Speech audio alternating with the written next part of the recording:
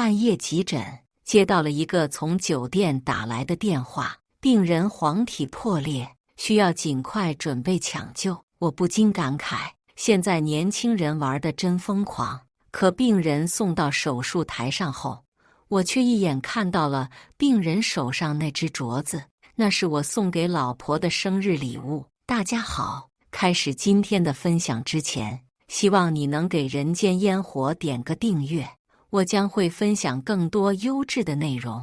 我是急诊室的值班医生，在医院的同行们都知道，急诊室里总能遇到许多稀奇古怪的病患，甚至不久前还来了一个把自己拳头塞在嘴里，结果取不出来的哥们。只是今晚突然接到的电话，却让我更加感叹世界之大，无奇不有。王医生，病人黄体破裂，需要尽快安排手术室。黄体破裂，我看了看身旁一脸八卦的小护士，抹了一把脸，故作严肃：听什么听？一边去！小护士吐了吐舌头，回到自己的座位上，挂断电话。我也忍不住摇头轻笑，现在年轻人真不知道节制啊！去厕所洗了把脸，精神了一下后，病人已经被送到抢救室，几名护士围在病人身旁，一脸焦急。见我进门，一名小护士立刻迎了上来：王医生，您总算来了。我点了点头，边戴手套边询问：病人现在什么情况？小护士脸颊绯红，像是有些羞于启齿。我皱了皱眉，刚要训斥，眼角余光却瞥见了病人垂下的右手手腕上套着一个手镯，那是一个老蓝水的翡翠手镯，和我送给老婆的那个一模一样。我脸色一白，顾不上太多，立马大步走到病床前，将护士推开。圆圆，病床上躺着的正是我老婆方圆。此刻的她脸色苍白，人已经昏过去了。王医生，您认识？一旁的护士有些诧异。废话，这是我老婆。我头也不回地说了句，立刻开始检查方圆的身体情况，丝毫没有注意到身边护士们幸灾乐祸的眼神。方圆的脸色苍白，身上没有任何外伤，可看样子分明是失血过多而导致的昏迷。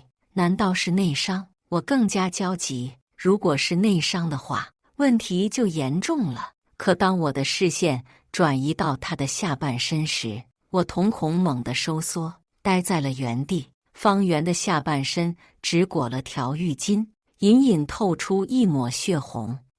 我心脏猛地抽搐，颤抖着双手轻轻掀开浴巾，鲜血顺着方圆的大腿根缓缓流淌。我眼前一黑，呼吸急促，差点摔倒在急诊室里。很明显，我的老婆出轨了。只一瞬间，我感觉浑身的血都冲到了头顶，双手也不自觉地颤抖。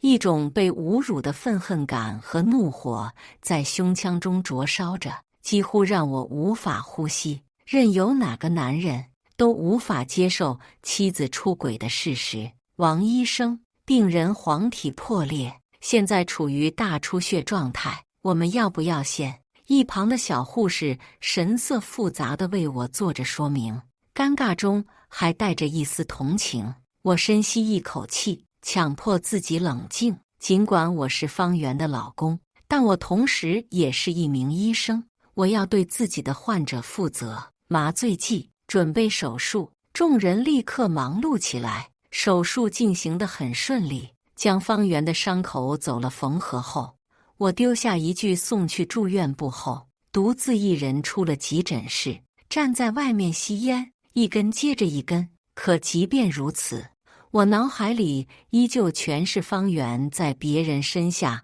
婉转承欢的模样。操！手中的烟卷被我颤抖的手捏得变形，心头怒火几乎压抑不住。想起方圆平日里那副清冷矜持的样子，我只觉得自己像个小丑一般，可笑又可悲。结婚这么些年，我和方圆在夫妻生活方面一直很平淡，每次他都推脱着，不愿意跟我亲近，即便好不容易答应，也是关灯后被动的迎合。我一直以为他是性子淡，放不开，很多时候都迁就着他，可现在看来，他只是对我放不开而已。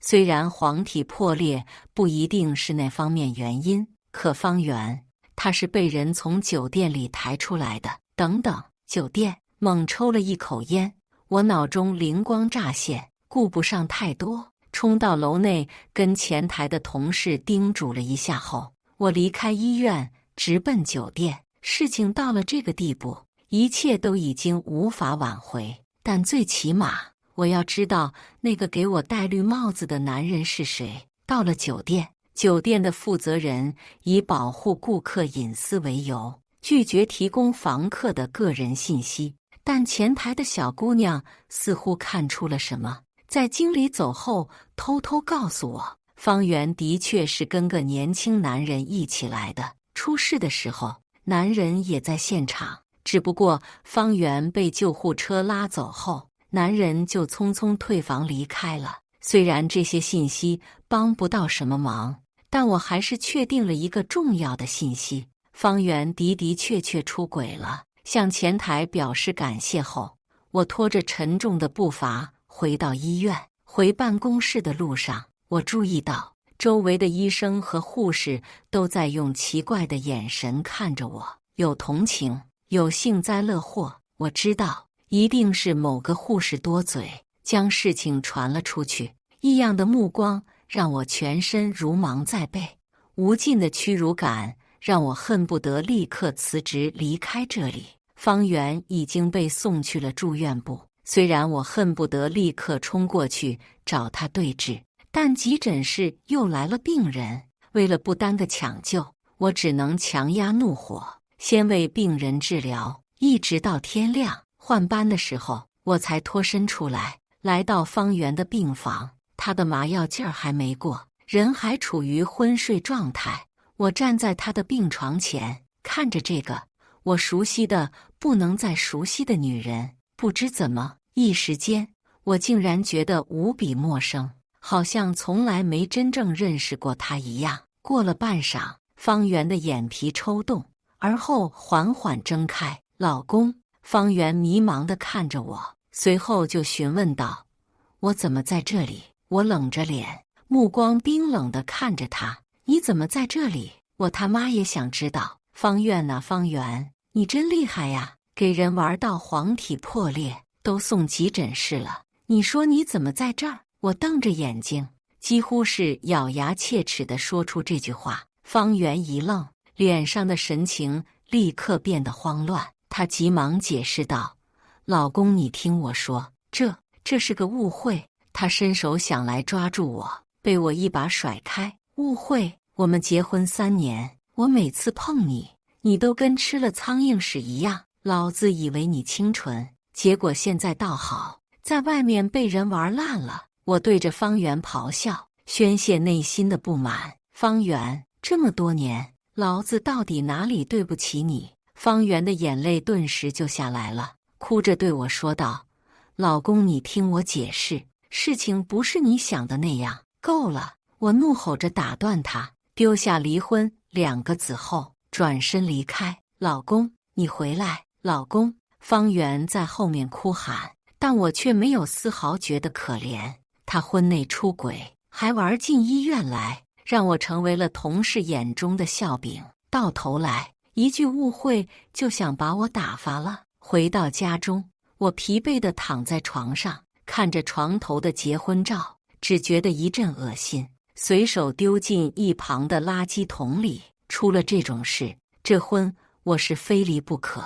世界上没有任何一个正常男人会愿意顶着绿帽子继续生活。想起这些年的种种，我只觉得悲哀。方圆是我的大学同学，家境一般，父母都是农民，家里还有个不成器的弟弟。当初第一次去他家，他母亲开口就是30万彩礼，我只是犹豫了一下，就被他母亲黑着脸赶出门外。我家闺女学历好，又长得漂亮，相亲的人从我家排到村子口，根本不愁嫁。这是他母亲的原话。我本以为以自己的条件，车房都是全款，父母也是公职，自身更是医院的小领导，怎么说也算是个成功男人。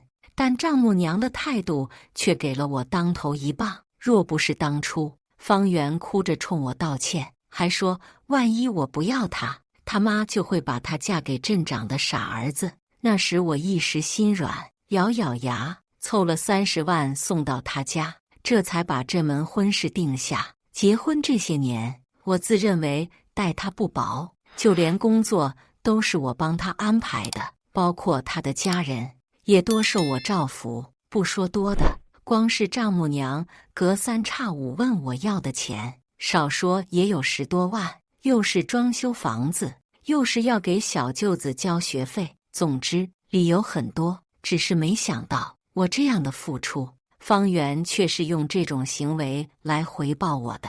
我不会再忍了，这个烂摊子谁爱管谁管吧。电话响了，是方圆打来的，我直接挂断。他又打过来，我再次挂断后，直接将他的号码拉黑，眼不见为净。挂断电话后，我联系了律师，拟定了离婚协议。方圆不道德在先，就别怨我不留情面。当初她一无所有的嫁给我，这么多年生活上我从没亏待过她。如今她既然不知足，那就让她一无所有的离开吧。将屋子里属于方圆的物品打包整理后，我刚要休息一下，房门打开，方圆回来了。他的脸色很难看，整个人看上去虚弱无比，几乎是扶着墙走进来的。看到门口的行李箱，方圆愣住了。老公，你这是？收拾你的东西，赶紧滚！我坐在沙发上，面无表情。方圆眼泪又掉了下来，踉跄着来到沙发前，扑通一声跪倒在地，抓着我的裤脚哀嚎，脸上依旧是当初那楚楚可怜，仿佛受了莫大委屈的样子。可现在的我不觉得心疼，只觉得胃里直犯恶心。出轨的是他，委屈的也是他，强忍住动手的冲动，我抖腿甩开他的手，往边上靠了靠。方圆身体一晃，跌坐在地上，也许是触碰到了伤口，他捂着肚子，痛苦地呻吟着。可这副姿态却让我更为愤怒。呵，现在知道疼了，玩得够激烈呀，方圆！想不到你还有这样一面啊！我的拳头死死攥着，指甲深深陷进肉里，强忍怒火。我冷冷质问他：那个男人是谁？你们在一起多久了？方圆眼眶通红，拼命摇头，抽噎着语无伦次。不，没有，就这一次，就这一次。老公，我错了，老公，我就是一时鬼迷心窍。他哭着求我原谅，再三保证自己不会再犯，甚至不惜冲我磕头。但自始至终，他都没有供出那个男人的名字，还真是郎情妾意，情比金坚啊！可笑，想当初为了跟他结婚，我和父母差点闹翻脸，说他温柔贤惠、清纯、乖巧。方圆更是再三保证自己会是个好妻子、好儿媳。现在想起来，就好像一道道耳光，狠狠扇在我脸上。老公，你原谅我！方圆还在一个劲儿地哭个不停，吵得我头疼欲裂。离婚吧，我不想再继续听他狡辩，更不想一味地纠缠下去。就当我这些年的感情通通喂了狗。他第1次出轨，或是第10次，对我来说都没有什么区别。出轨就是出轨，一次不忠，终身不用。方圆闻言呆了呆，强撑着身子，连滚带爬地扑过来，死死抱住我的腿。不要离婚，我知道错了，就这一次，你原谅我吧。不能让孩子生下来就没有爸爸呀。孩子，我一愣，心头仿佛有雷霆划过。什么孩子？方圆仿佛看到了希望般，急忙献宝似的开口：老公，是我们的孩子，我怀孕了，昨晚才知道的。老公，你不能抛下我们母子。我默默看着他，攥了攥拳头，又缓缓松开。怀孕了是吧？方圆急忙点头，抓着我裤腿的事愈发用力。几个月了，我尽量让自己的语气听起来平静。刚刚1个月。方圆讨好般起身，搂着我的脖子撒娇：“老公，别生气了，以后我们一家3口好好过日子，好不好？”我沉默着，怒火在心头渐渐燃烧，几乎克制不住。“老公，你怎么了？”察觉到我的异样，方圆有些忐忑地询问。我扭头，冲他露出冰冷的笑意：“方圆，你是不是忘了我是医生？”方圆眼底闪过一丝慌乱，还要狡辩，我直接用力将他甩在沙发上。啊！方圆痛呼一声，捂着肚子蜷缩着。老公，为什么？看着他委屈巴巴的眼神，我几乎是咬着牙开口：“黄体破裂，你他妈还怀孕？老子亲手给你做的手术，你怀没怀孕？我不清楚吗？”方圆的脸色一下更加苍白，慌忙解释道：“是意外，一定是不小心流掉了。老公，你再给我一次机会，孩子我们可以再要。你知道的，爸妈一直都想抱孙子。”听到“爸妈”2字，我的情绪渐渐平复。是啊，我刚刚结婚的时候，爸妈就时不时念叨着想抱孙子，可惜见我不说话。方圆自以为拿捏住了我的软肋，强撑着起身，像是自言自语般开口：“老公，我知道你生气，你打我骂我受点委屈没什么，可爸妈他们年纪大了，我们得赶紧满足老人家的心愿才是。”我看着他，深吸了口气，点头：“是，你说的对。”方圆一喜：“老公，你原谅我了。”我没有回答，趁他不注意，将他扔在沙发上的手机往沙发缝里塞了塞，而后不动声色地转移话题：“你出院没经过医生同意吧？”方圆咬了咬嘴唇，一脸委屈地说自己是偷跑出来的，知道我生气，想跟我当面道歉，可怜兮兮的样子，仿佛做错事的人是我。你先养好身体，其他事以后再说。我依旧面无表情，但语气却缓和了些许，也许是同样察觉到了这一点。方圆松了口气，泪眼婆娑地冲我点点头。我避开他的视线，亲自把他送回医院。一路上，同事们异样的目光几乎让我无地自容。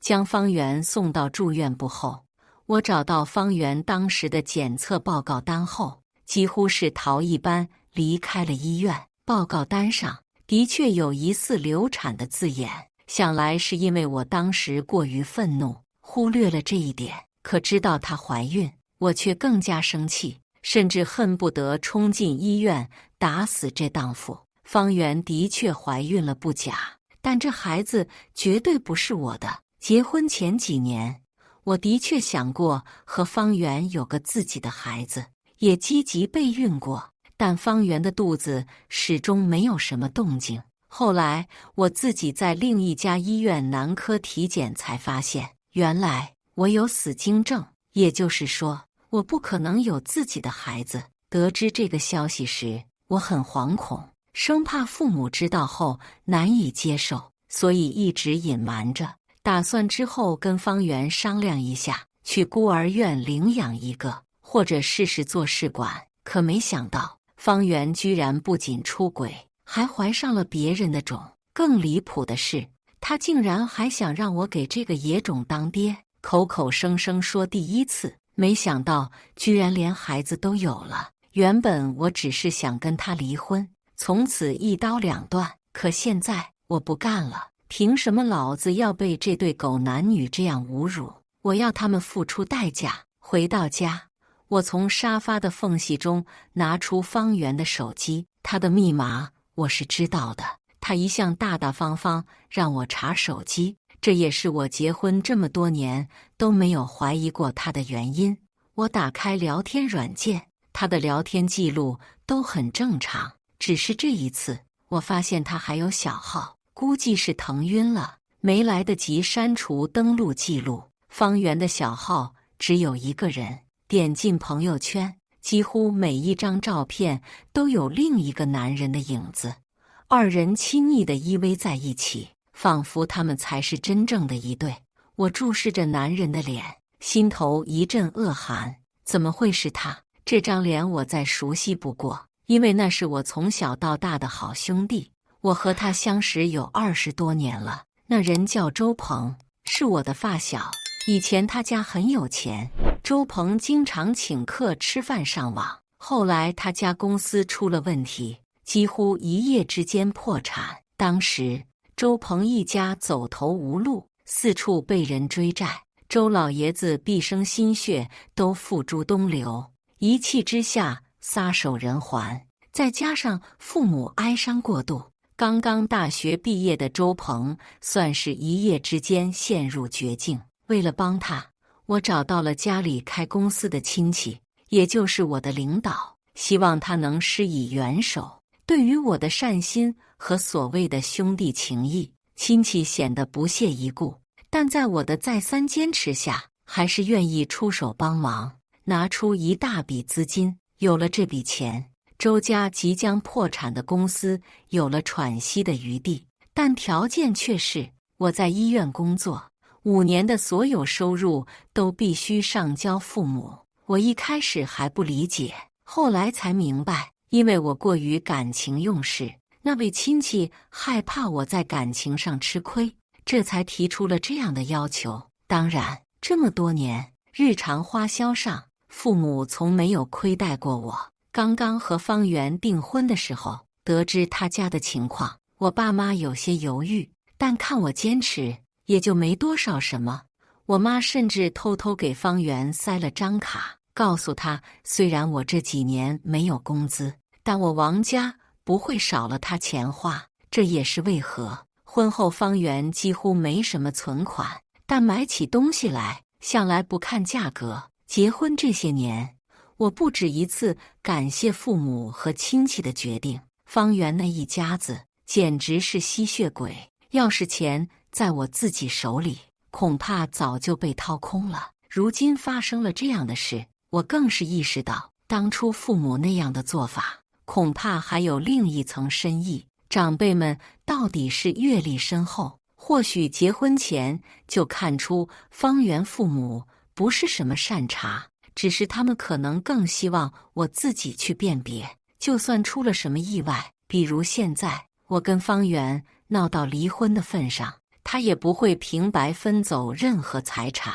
我不知道自己的猜测是否正确，可事实就摆在眼前。换做婚前，我绝不会相信方圆会背叛我，也不会相信那个被我从深渊拉上来的兄弟会瞒着我跟我老婆上床。既然这样，那就让这对奸夫淫妇一起回到深渊去吧。周鹏爱玩，以前就是这样，隔三差五换女朋友，但我没想到他会对我老婆下手。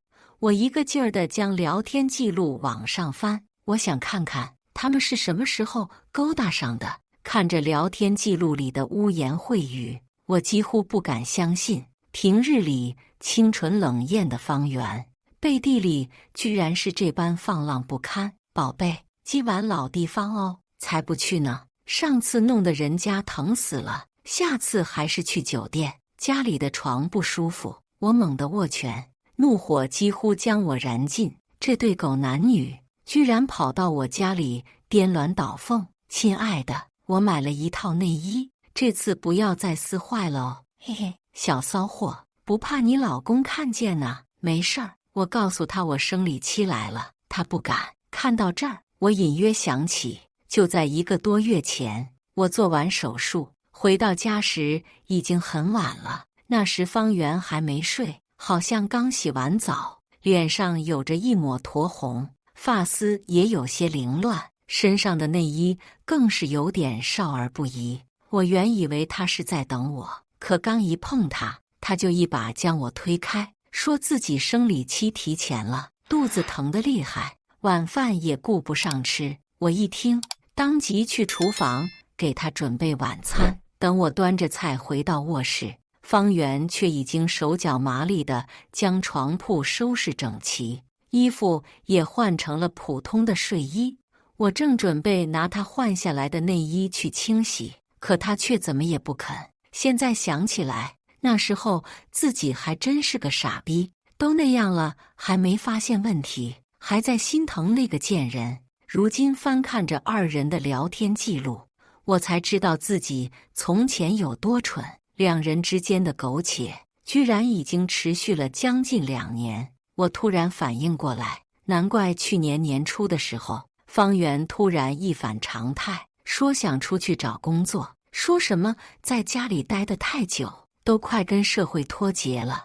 我当时还挺心疼他，满口答应，甚至主动帮他托关系，但方圆却拒绝了，说自己向喜欢的公司投递了简历，已经过了第1轮面试。那家公司我清楚，规模不算大，但实力还是有的，是周鹏家公司的合作对象。当时我还觉得这样挺好，等方圆进去后，说不定还能让好兄弟关照1、2，却没想到居然关照到了床上。我当时还奇怪，怎么方圆进公司短短半年就升职成了业务部的副经理。为此，我还特意请周鹏吃了顿饭，算是感谢他对方圆的照顾。现在想起当时周鹏看我的眼神，我就觉得心脏直抽抽。把老婆送到别人床上，还请别人吃饭感谢的，古往今来估计就我这么一个。将手机恢复成原样，我疲惫地躺在沙发上，刚刚翻看手机的时候，已经有好几个陌生电话打进来，我都没有理会。想来是方圆发现自己的手机不见，开始着急了。果然，没多久，我的手机响了，一接通，方圆焦急的声音从听筒传来：“老公，你有没有看到我的手机？我好像落在家里了。”我说不知道，我没有回家。方圆明显松了口气，随便东扯西扯了几句，就挂断了电话。我将一切证据保留好之后，起身离开家，在外闲逛了一天，直到深夜，我才回到家，发现沙发上的手机已经不见了。呵，还真是心急。我冷笑，估计是方圆趁我不在回来拿走的。这会儿可能正和周鹏暗自庆幸呢。我强压怒火，像往常一样给周鹏打了个电话：“在哪儿呢，哥们？出来喝几杯？”“没问题，老地方。”周鹏速度很快，可看见我时，神色明显有些不自然，甚至刻意回避着我的视线。“最近怎么样？看上去憔悴了不少啊。”周鹏看着我，佯装疑惑地询问。我死死攥着酒杯，冰凉的酒水让我心头的怒火稍稍下去些许，强忍着打他一拳的冲动。我哑着嗓子开口：“你嫂子她出轨了。”说话的同时，我的眼睛死死盯着周鹏。听到我的话，他端着酒杯的手一抖，目光有些闪烁，干笑道：“怎么可能？嫂子不是那种人。”我苦笑摇头。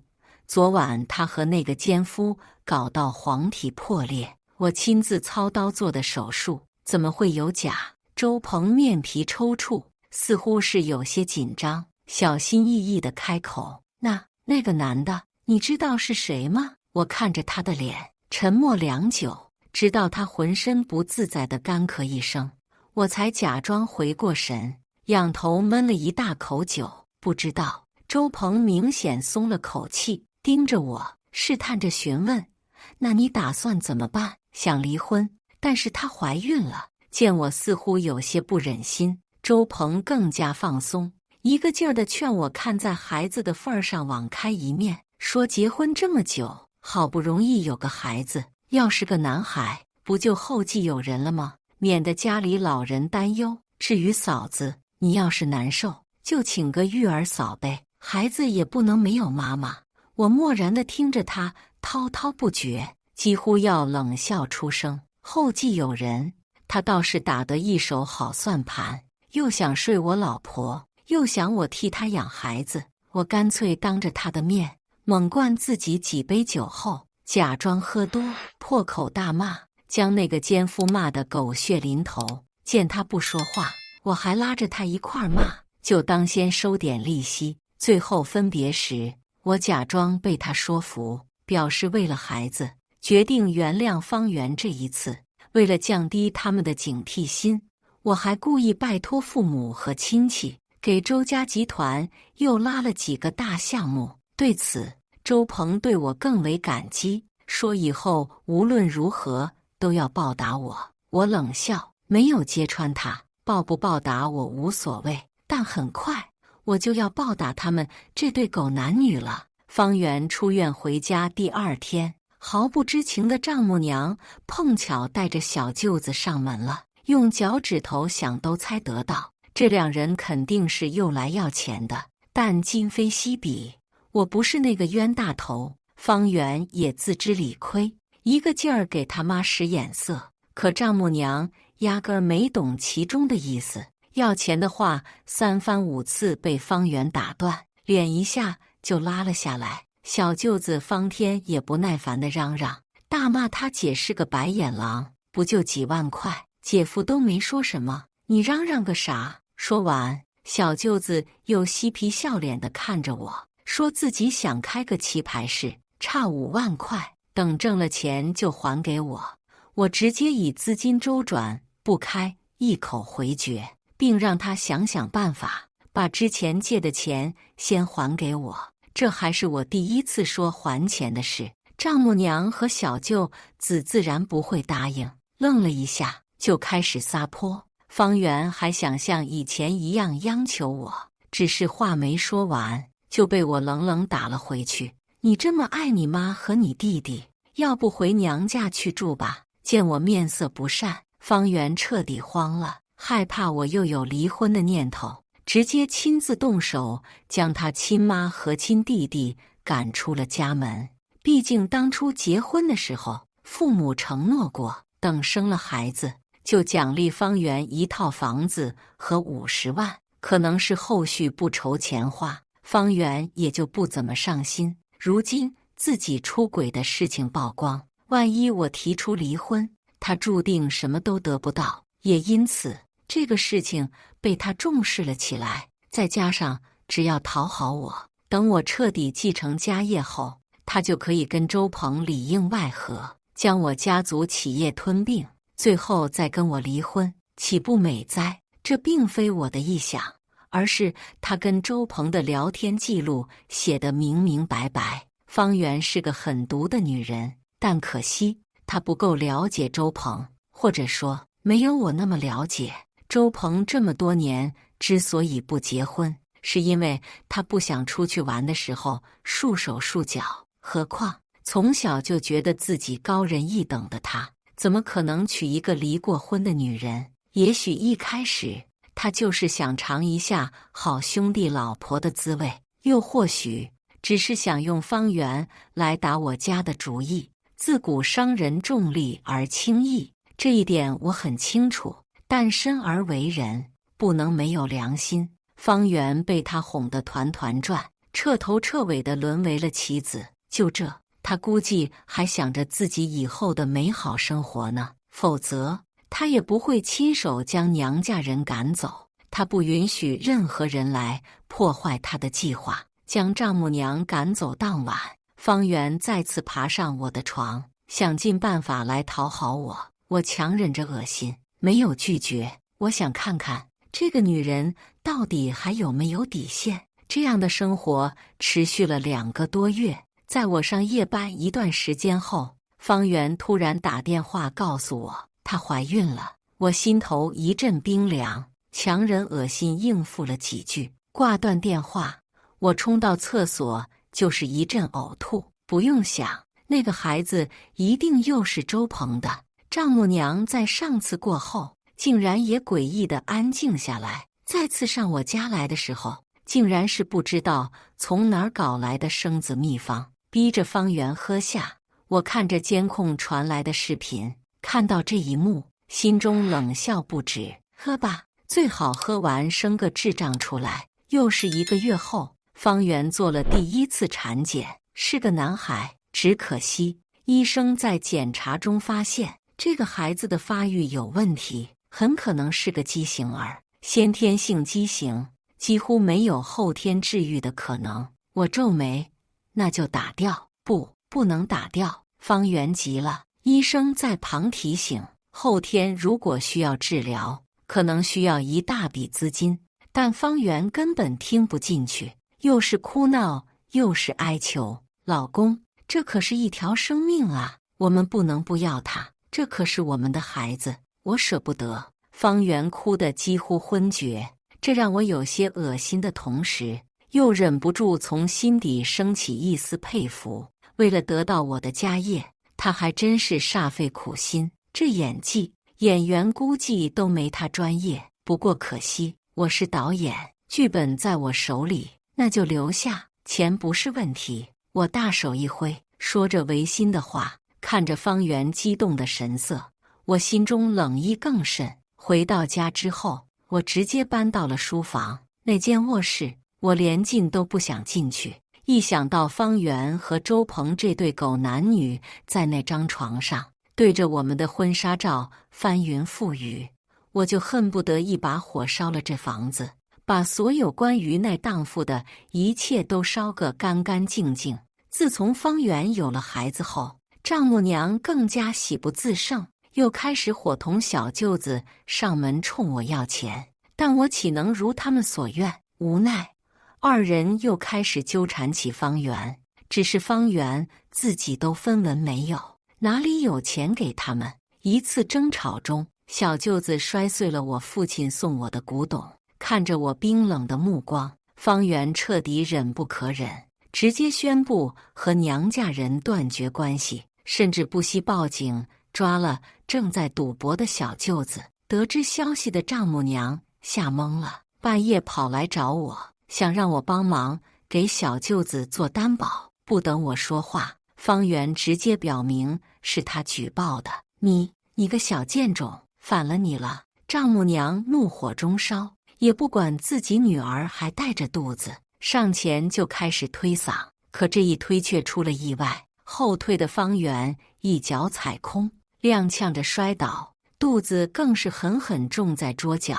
很快，鲜血顺着他的大腿缓缓滴落，没有丝毫意外，方圆流产了。看着那个小小的还没彻底发育完全的婴儿，方圆哭得死去活来，不知道在心疼孩子，还是在心疼自己的计划破产。病房里，方圆泪凝于睫，渲然欲泣地看着我：老公，我们的孩子又没有了。我神色缓和，上前轻轻将他搂在怀里：没事，你身体没事就好，孩子还可以再生。方圆目光闪烁，顺势靠在我怀里，一边抽噎一边说着些虚伪的情话。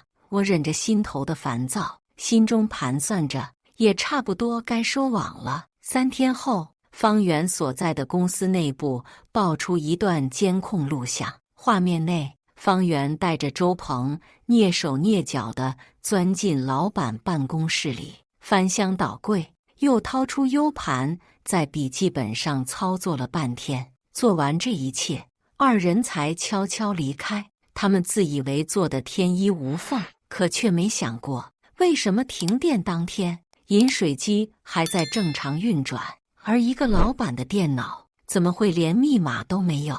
警方立刻介入调查，很快就了解了事件真相。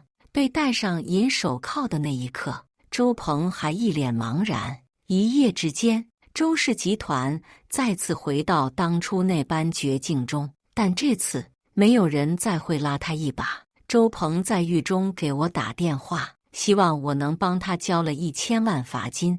我几乎笑出声来。面对周鹏的苦苦祈求，我冷笑着开口：你自求多福吧，周鹏，可千万要加油，毕竟方圆还等着再跟你生个小宝贝呢。电话那头，周鹏沉默片刻，突然暴躁起来：你早就知道了，这些都是你的圈套，你够狠，你个绿王八，等着吧，我不会放过你。我直接挂断电话，心头冷笑，想搞我，先想办法从里面出来吧。窃取他人公司机密，非法牟利，数额巨大，没个20年，估计是出不来了。现在就剩下方圆了。听到周鹏进去的消息，方圆吓得好几天都没睡着。本来他也要作为共犯被抓的，但在我托关系下，对方公司撤销了对他的上诉。方圆出院当天，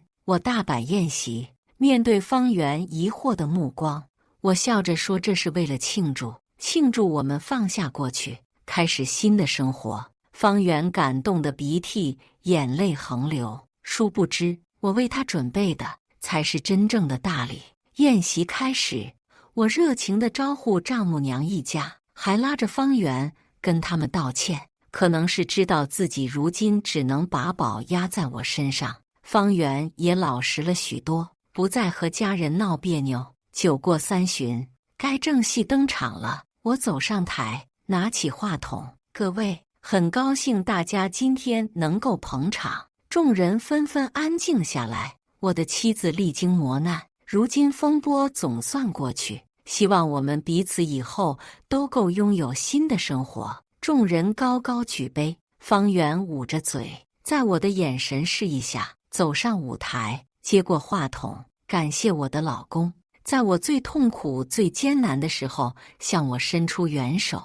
我看着他，眼里没有丝毫波动。或许此刻他说的话里的确有几分真心，但对我来说，一切都太迟了。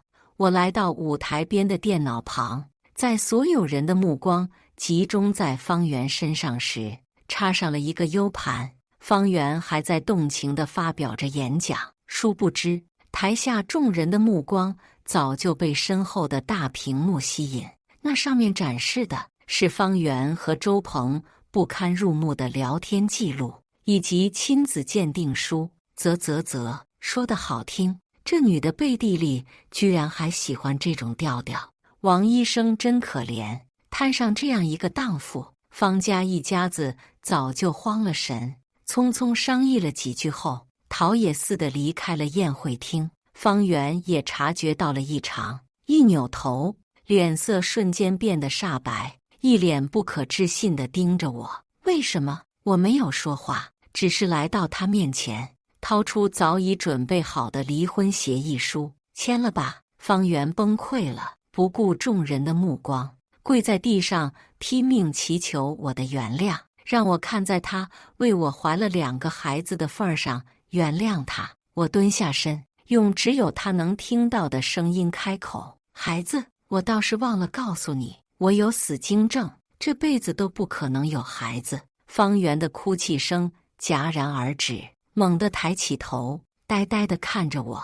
苍白无力的样子倒是像极了当初黄体破裂住院时的模样。我移开视线，冷冷开口：“出轨的证据在我手里，体面一点，自己签字吧。你还能把你的东西带走，不然你只能净身出户。你知道，我没心思跟你开玩笑。”方圆又哭了，眼神里满是怨恨，看着那张扭曲的脸，我只觉得很陌生。10分钟过后，我拿着签了字的离婚协议走出宴会厅，身后一片凌乱。我走出酒店，夕阳洒在我的身上，我朝着阳光的方向前进，一次都没有回头。以上就是今天分享的故事。大家有什么想说的、想吐槽的，欢迎在下方评论交流。也更希望能给人间烟火点个订阅，我将会分享更多优质的故事内容。